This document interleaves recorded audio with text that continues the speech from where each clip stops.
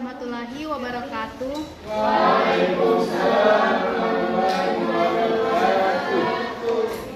Terima kasih atas kesempatannya. Di sini saya akan menjelaskan sedikit mengenai radiasi benda hitam.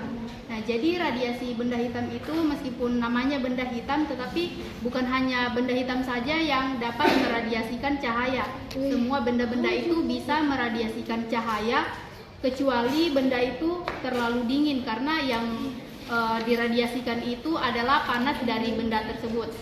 Nah, kemudian rumus dari daya benda hitam itu ada P sama dengan A dikali E dikali sigma dikali T, di mana P itu merupakan daya radiasi, satuannya adalah watt. Kemudian A itu adalah luas permukaan. Nah, A ini juga sering disebut sebagai luas permukaan bola, yang dimana karena setiap benda itu meradiasikan cahaya itu ke segala arah. Kemudian E itu emisivitas atau kemampuan dari setiap benda dalam meradiasikan cahaya. Delta itu konstanta atau konstanta Boltzmann, dan T itu adalah suhu. Nah, setelah kita bisa menghitung daya radiasi, kemudian menghitung energi radiasi dengan rumus daya sama dengan W per T, sehingga W sama dengan A dikali E dikali delta dikali T pangkat min 4 dikali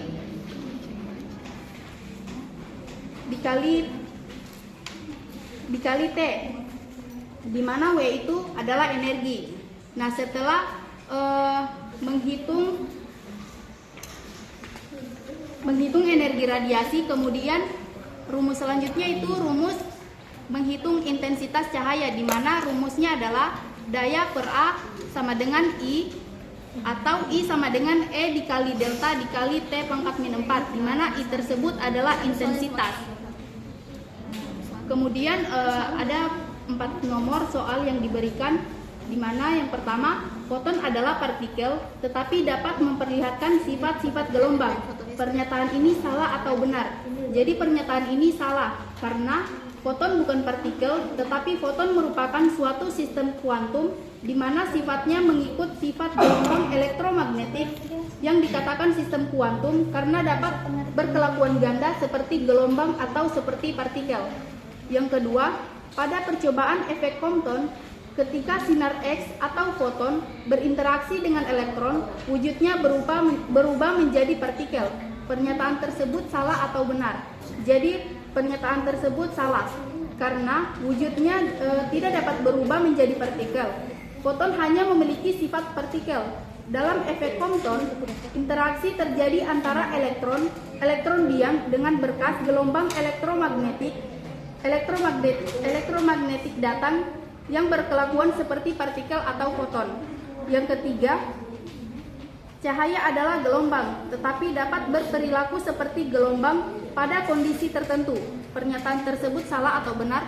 Jadi pernyataan tersebut salah, karena cahaya merupakan suatu sistem kuantum yang dapat menunjukkan fenomena gelombang pada suatu waktu atau fenomena partikel pada waktu dan tempat yang lain.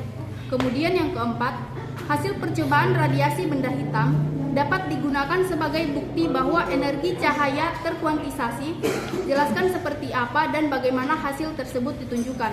Nah, menurut teori gelombang EM, atom-atom dalam logam akan menyerap energi sinar elektromagnet secara diskrit dan menyebabkan elektron-elektron bergerak sesuai atau sama dengan frekuensi sinar elektromagnet.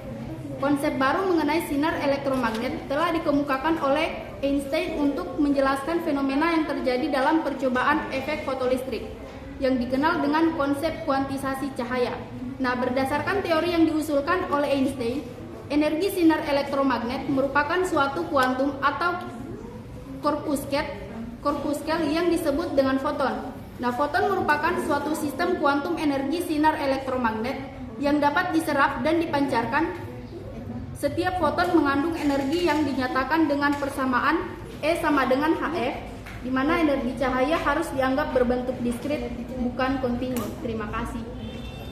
Ini apa nih?